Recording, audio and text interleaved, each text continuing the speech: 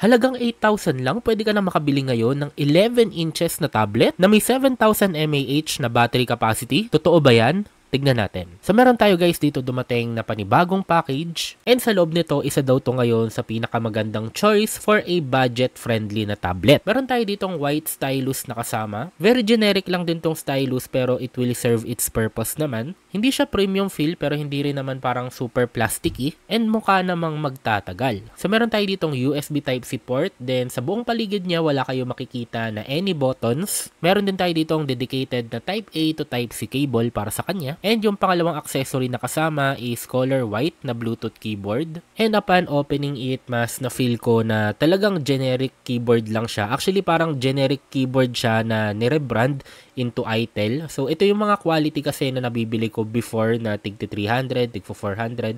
Ginawa lang color white, pero yung quality niya is ganun na ganun. Pero to be fair, no, I think ito lang yung parang pinapa-freebie nila paminsan-minsan na keyboard. Kasi pag tinignan ko sa profile nila, may hiwalay na keyboard doon na tig sa 799 and 1299 na mas magandang quality. Now, punta na tayo dito sa mismong tablet. Actually, parang medyo huli na yung review natin dito. Mga around 2 months ago pa ata siya lumabas. Pero at least ngayon mas mura na siya. Nasa 6 to 7,000 na lang siya compared last month na nasa around 10,000. So, summary ng specs niya, meron tayong Helio G99 na processor, 11 inches 2K resolution na may 90Hz na refresh rate, and 7,000 mAh battery capacity. And yung variant na nasa atin is yung 128GB storage. And ito rin yung ayaw ko sa ibang company. Even yung memory expansion naka-highlight, even though 4GB lang talaga yung RAM niya, nakalagay dito is 12GB. Sa baba ng box, nakalagay dito, meron tayong 12 months warranty. And pag open natin, meron tayo ditong baligtad na VistaTab 30 GT. So, nag-double check pa ako ng konti, and ayan, makikita nyo na dito yung ilang summary ng kanyang specs. So, yung color pala na nasa atin is yung deep gray, and yung other color na available is yung color light blue. So, very slim lang din siya, and minimal lang yung mga nasa likod niya. Hindi siya OA na parang kung ano-ano yung nasa likod.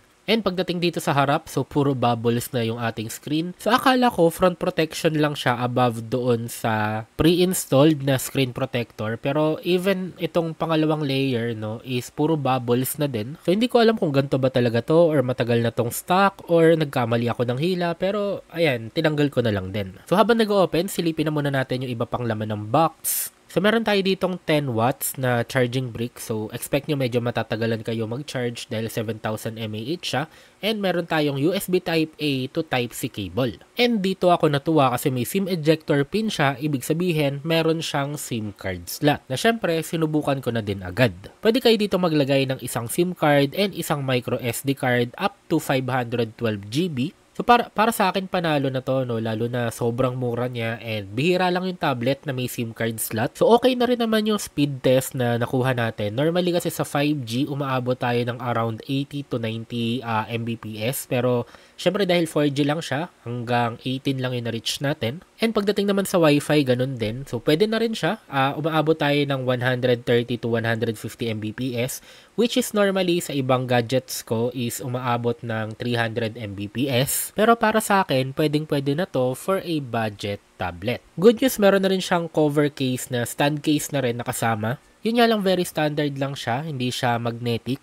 Pero at least protected na kayo and hindi nyo kailangan bumili ng other case right off the bat. Tapos sobrang minimal nung case, no, kahit saang banda wala kayong makikita na may tatak ng ITEL. Ngayon balik na tayo dito sa tablet. Isa sa unang mapapansin nyo dito sobrang dami niyang bloatware. So common naman talaga to para sa mga budget phones and budget tablets. Kasi isa to sa reasons kung paano nila napapababa yung presyo nila. And anytime din naman pwede nyo yan tanggalin. So pagdating dito sa settings, ay yung sinasabi ko kanina, 4GB lang talaga yung RAM niya. Pero namamarket siya as parang 12GB. Pagdating sa processor, meron tayo ditong MT8781 or ito yung Helio G99 na processor. Ang weird lang din kasi ang ginamit nila sa metric ng camera is 800W plus 800W. So hindi ako sure kung intentional siya or para magmukhang lumaki. Pero meron siyang 8 megapixel main camera and 5 megapixel selfie camera. Ito yung grabe, no, yung RAM expansion niya. So pwede siyang isagad hanggang 16GB.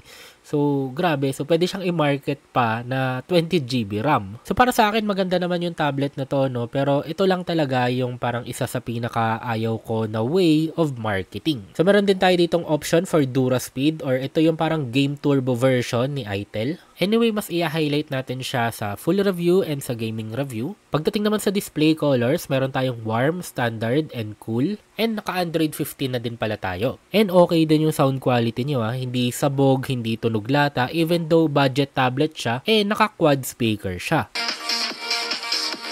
The upcoming months or the upcoming years, no? Kasi kahapon lumabas yung isa sa pinaka-favorite na game franchise ko. And ayan lang muna guys para sa unboxing and first impression natin dito sa itel Vista Tab 30 GT. And for more information pa, gagawa naman ako ng full review at kung gamer ka naman, gagawa din naman ako ng gaming review. So yun lang, kung nagustuhan mo or may thoughts ka sa video na to, don't forget to like, comment, and subscribe. See you again guys in the next video.